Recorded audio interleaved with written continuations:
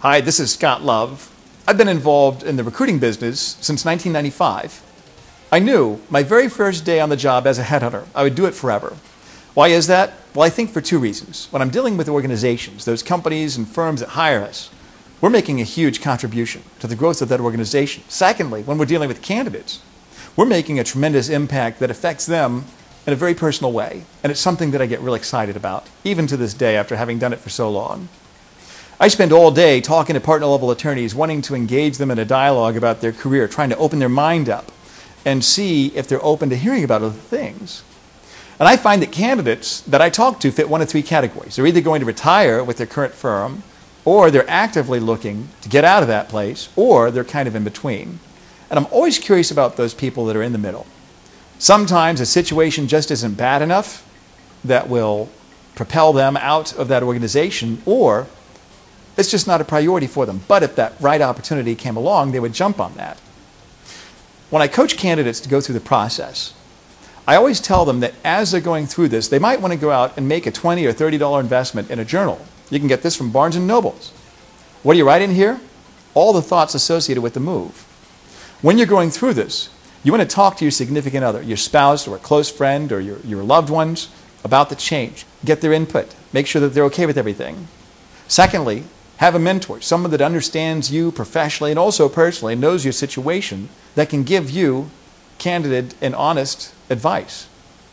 And then finally, it's that dialogue with yourself in the journal.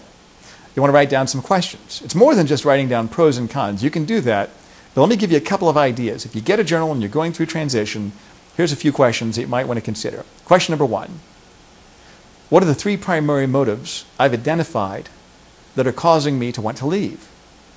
I would get real clear on those. They could be related to people, maybe some leadership issues, or you're just working with a bunch of jerks and they're not easy to do business with.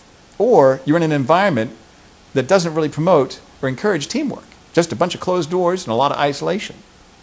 What's causing you to want to move, to leave that firm? It's what I call the pushes that are going to push you out of that organization. Second question is this: can you change them? And if so, what can you do? Can you have conversations that can resolve that? Some people do that. They try to fix it and it's not going to be fixed, so the next option is to leave. Third question is this: will those situations change on their own? Sometimes policies change with the addition of a new group. Maybe now your practice area is a priority. Maybe you're going to get some attention. Question number four: what's the worst thing that would happen if I stayed right here? Journal about that. Go over the next 12 months to the next 5 years. What would be the worst thing that would happen if you stayed there? Sometimes you might not like the answer, and you know that it's time for you to leave. Next question: what's the worst thing that would happen if I made the move to this firm that I'm thinking about? Pre-play it in your mind and get it on paper, and just have a little bit of a dialogue in your head on paper about what's the absolute worst thing that would happen. You want to be prepared for that. It's definitely a real concern, and you need to have processed that. Next question is this: what's the best thing that would happen if I made the move? Assuming I made the move, would those problems be resolved? You need to know this, and you need to be prepared mentally when you go through this process. Because you know what the biggest fear is that people have? It's the fear of change. Sometimes people stay in a bad situation even though they know it's a bad situation just because they're afraid of what else is out there. Don't be that person. Don't let fear paralyze you into taking action. Be prepared in your mind.